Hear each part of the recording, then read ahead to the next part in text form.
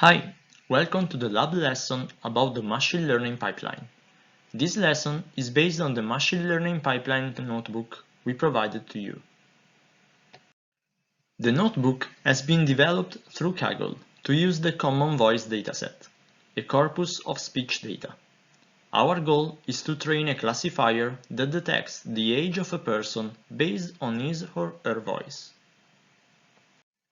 Let's start with the data collection step. Here, we just read the CSV file of the dataset. Each row of the data frame encodes information about the audio file in which is recorded the voice of a person. Here, we display the first rows of the data frame, discarding the entries without any information about the age of the speaker that will be our label. Let's draw some plots to explore the characteristics of the dataset. Here, we draw a count plot regarding the age column of the data frame.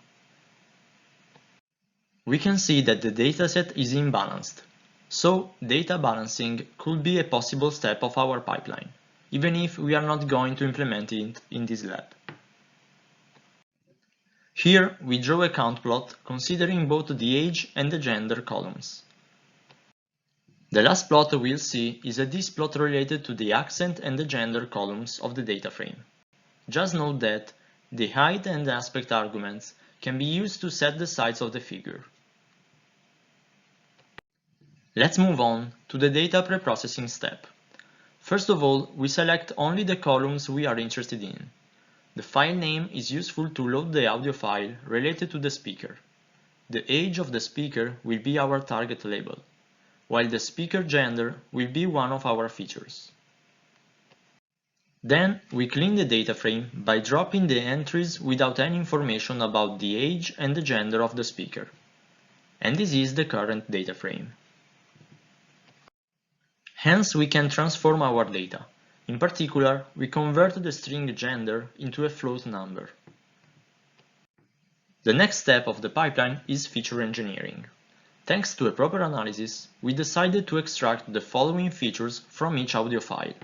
These features are used to characterize the human voice to help the classifier we are gonna train in predicting the age of the speakers.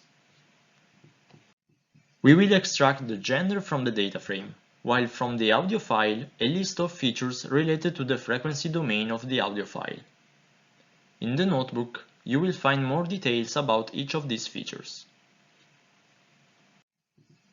This is the function we define to extract the features of an audio file. We use the librosa library to extract the audio frequency features. Hence, we can create a data frame that stores the feature and the label related to each audio file. To speed up the operations, we only considered about 25,000 dataset examples. This is the head of the resulting data frame.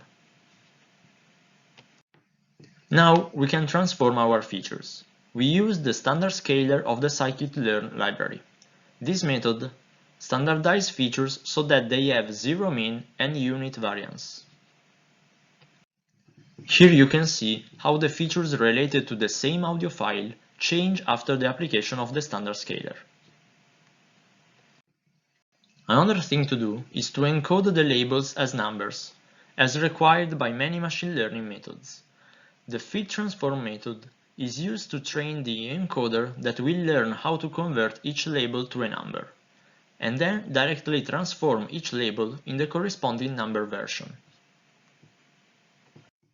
Here you can see the result of the application of the label encoder.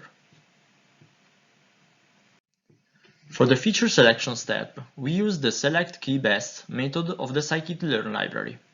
This method will select the best k features accordingly to the score they obtain for a specific score function. In this case, as the score function, we use the fclassif score. This is the score computed thanks to the so-called ANOVA technique, which means analysis of variance. Shortly, this score indicates how much a feature has an impact on the dataset labels. With this code, we keep the 22 features with the highest scores. With this code, we draw a bar plot that shows the 22 features with the highest scores.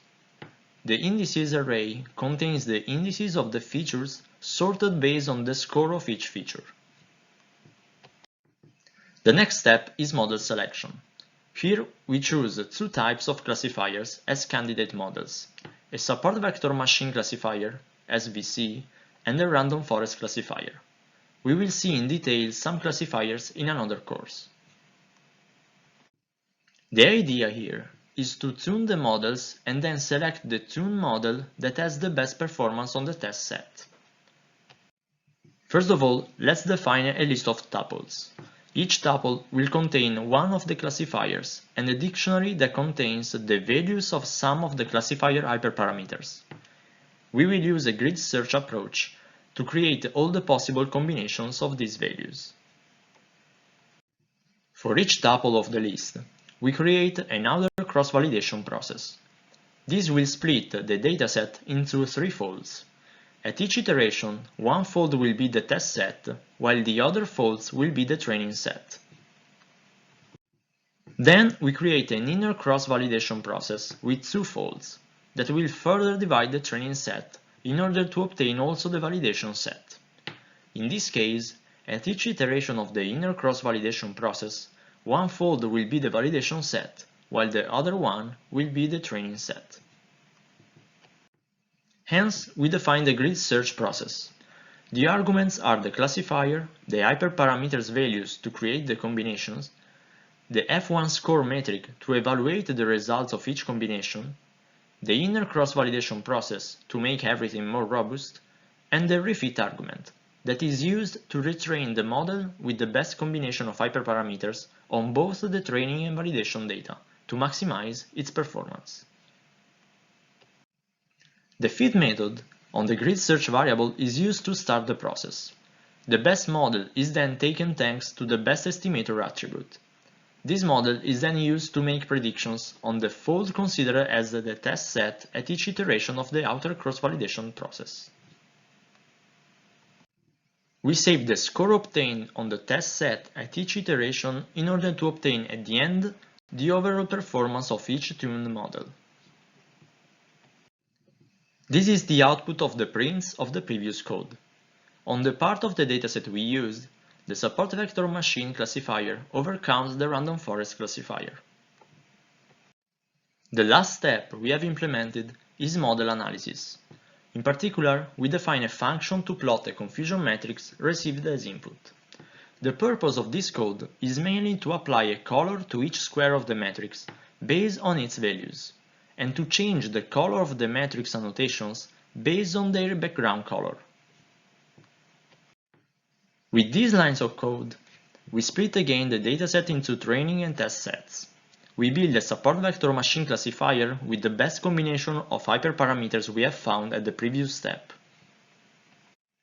We train it on the training data and then we obtain its predictions on the test data.